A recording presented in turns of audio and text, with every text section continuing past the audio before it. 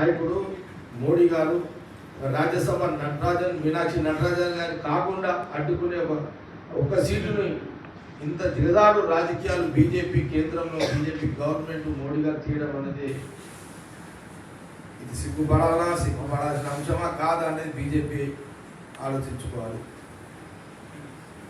విలువలు లేవు, నైతిక విలువలు లేవు అనే ఒక ఆలోచనతో బీజేపీ కేంద్రంలో ఇలాంటి పని చేస్తున్నారు. దేశ ప్రజలు మీకు ఇచ్చింది అవకాశం, నటరాజన్ రాజ్యసభ అడ్డుకోవడానికి కోసం కాదు మీకు ఇచ్చింది అధికారం. ప్రజలకు మంచి పరిపాలన అందించాలని మీకు ఒక అవకాశం ఇచ్చారు. మూడోసారి కూడా నమ్మిరు, మీకు ఇచ్చారు.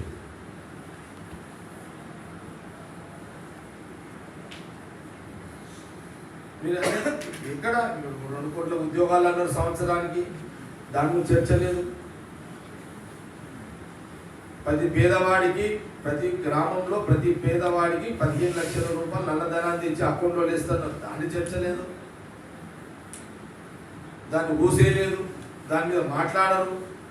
ఇటు 15 లక్షలు ప్రతి పేదవాడికి లేదు, 2 కోట్ల ఉద్యోగాలు అంటే 12 ఏళ్ళు అంటే దాదాపు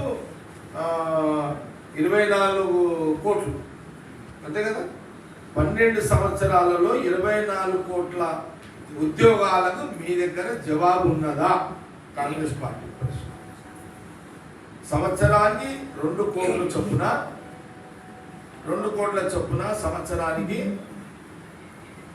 12 సంవత్సరాలకు 24 కోట్ల ఉద్యోగాల దాని మీద మీకు ప్రశ్న అడుగుతున్నాం.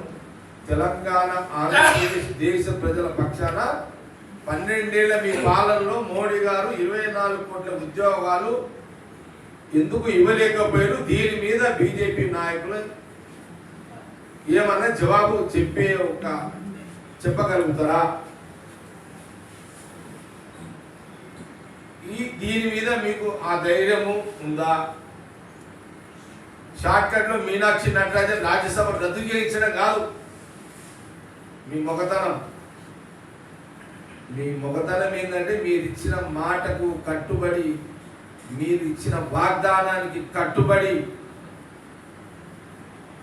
సిద్ధాంతాలు చెప్పి జీవిస్తున్న మీలాంటి నాయకులు మీ మొగతనం ఎక్కడ చూపించుకోవాలని అంటే ఇచ్చిన మాట నిలబెట్టుకొని, ఇచ్చిన మాట చేసి మీరు మీ మొగతనాన్ని నిరూపించుకోవాలి. అంతేగాని షార్ట్ కట్లో నటరాజన్ గారు, మీనాక్షి నటరాజన్ ఓ సీదా సాదా నాయకురాలు రాజ్యసభ కాకుండా అడ్డు తగిలి చూడు, అది కాదు మీ మొగతనం. ఇదే కాంగ్రెస్ పార్టీ తెలంగాణ మేము ప్రశ్నిస్తుంది. రెండవ మాట అడుగుతున్నాం, ఎక్కడ ఉంది మీ మాటకు విలువలు? ఎక్కడ ఉన్నాయి? ఇది ప్రజలు ఆలోచించేయాలి. తెలంగాణ ప్రజలు, ఆంధ్రప్రదేశ్ ప్రజలు, దేశ ప్రజలు ఆలోచించేయండి. ఎందుకు మీరు మాట్లాడతలేరు? ఎందుకు మూడోసారి అవకాశం ఇచ్చిరు?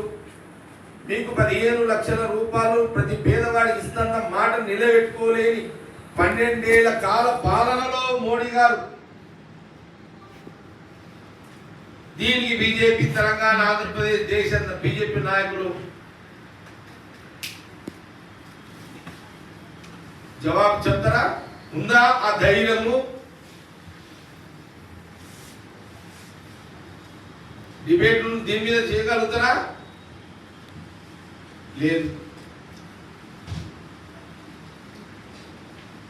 కానీ ఇవి ఏమి చేయరు. కానీ నటరాజన్ గారు ఎక్కడో ఒక ప్రైవేట్ కేసుని, చిన్న ప్రైవేట్ కేసుని తీసుకొచ్చి మీరు ఆమె రాజ్యసభలో ఆపి రద్దు అంటే ఆమె రిజర్వ్ చేయొచ్చు.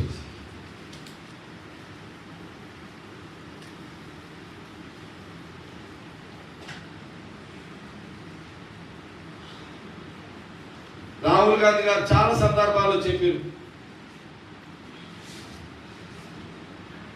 మోడీ గారు 1, 2, 3 ఒక ప్రైవేటు సంస్థలకు ఈ దేశాన్ని దారాదత్తం చేసి కానీ చర్చ లేదు, పార్లమెంట్లో చర్చ లేదు, పాలనలో చర్చ లేదు.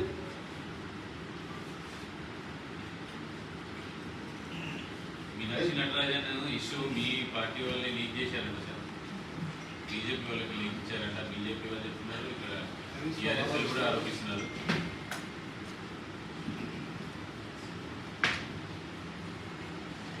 ఏమంటారు?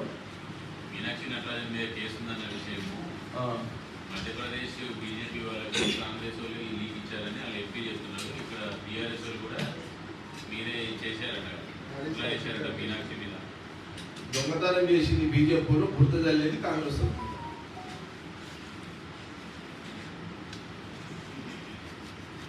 దొంగతనం చేసింది నటరాజన్ గారు. రాజ్యసభ కాకుండా దొంగతనంగా నీతిమాలిన నిర్ణయం తీసుకున్న ఒక దొంగ